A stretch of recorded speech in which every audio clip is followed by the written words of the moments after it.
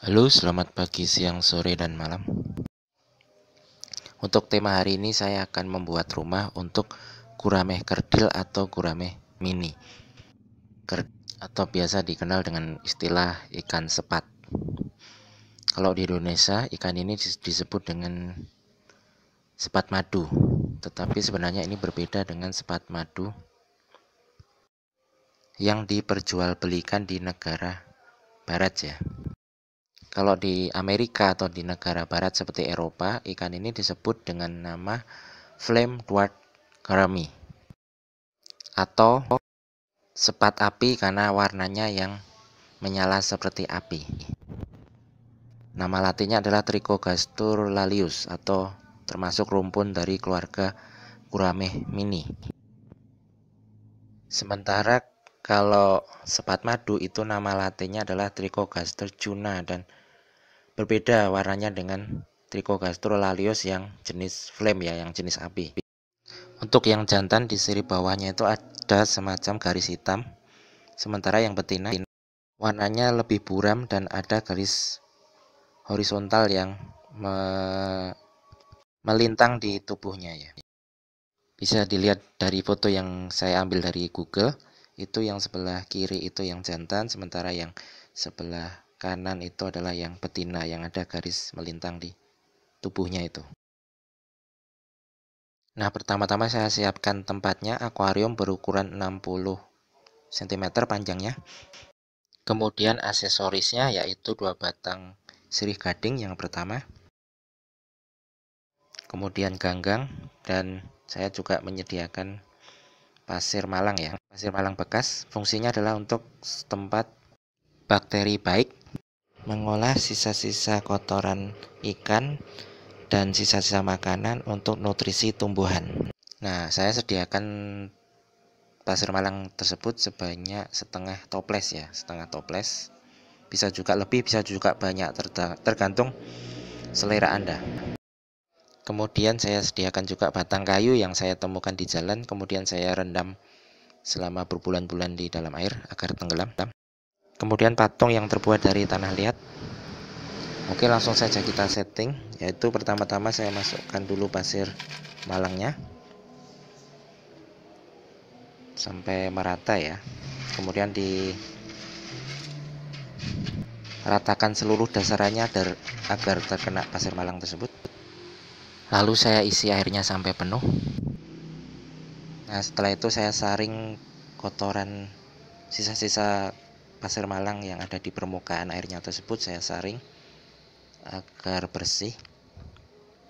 Kemudian saya masukkan tanaman ganggang yang bawahnya saya ikat dengan pioring. Bisa juga memakai batu ya, atau yang membuat tanaman itu tenggelam. Jadi itu.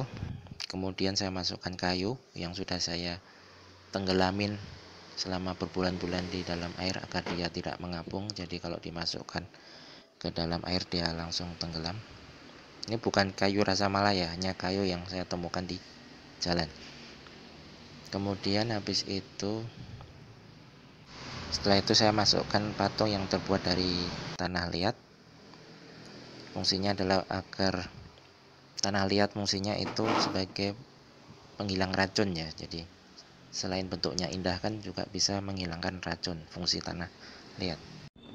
Nah, setelah itu saya masukkan ikan-ikannya. Jadi di sini saya tidak memakai sistem filter ataupun aerator ya. Jadi ini sistem alami maksudnya.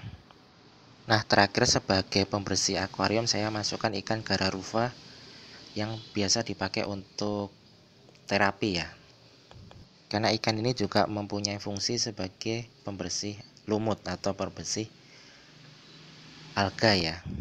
Bahkan saudaranya yaitu yang bernama Gararufa panda itu sering dipakai untuk pembersih akuarium untuk aquascape ya. Dan ini adalah video 1 hari setelahnya. Di sini saya tidak memakai aerator dan filter karena kenapa tidak memakai aerator? Karena ikan sepat ini adalah ikan labirin. Jadi dia mengambil langsung oksigen itu dari udara. Sementara yang mengambil oksigen itu lewat air itu hanya ikan gararufa, dan itu jumlahnya hanya satu saja, sehingga dia akan mempunyai suplai oksigen yang cukup, terutama di situ kan banyak tanaman yang berfotosintesis dan menghasilkan oksigen, sehingga pemakaian aerator itu tidak diperlukan menurut saya. Kemudian saya tidak memakai filter karena sebagai pengganti filter saya masukkan yaitu pasir malang, yaitu fungsinya adalah nanti di tempat pasir malang tersebut akan muncul bakteri baik yang akan mengubah sisa-sisa kotoran atau sisa-sisa makanan itu menjadi sesuatu yang baik, yang nantinya bisa dijadikan nutrisi tanaman tersebut. Jadi terjadi simbiosis mutualisme di situ, atau sama-sama menguntungkan.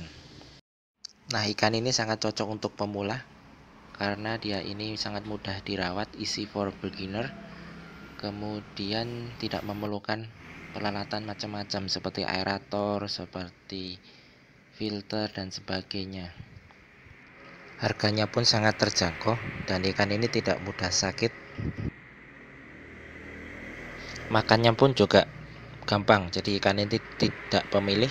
Kita bisa kasih makan pelet apa saja atau makanan hidup seperti cacing sutra dan sebagainya, dia akan lahap memakannya. Kemudian karakternya ikan ini adalah pendamai, jadi dia bisa digabung dengan ikan apa saja yang sama-sama karakternya pendamai juga ya, seperti moli, gupi, atau koridoras dan sebagainya. Tetapi ikan ini sebaiknya jangan dicampur dengan udang hias karena dia mempunyai karakter untuk memakan udang. Nah, karena saya tidak memakai filter, jadi saya akan mengganti akuarium airnya ini, maksudnya sebanyak 20% dari total air tersebut setiap 1 kali atau 2 kali dalam seminggu. Oke, cukup sekian untuk hari ini. Selamat pagi, siang, sore, dan malam.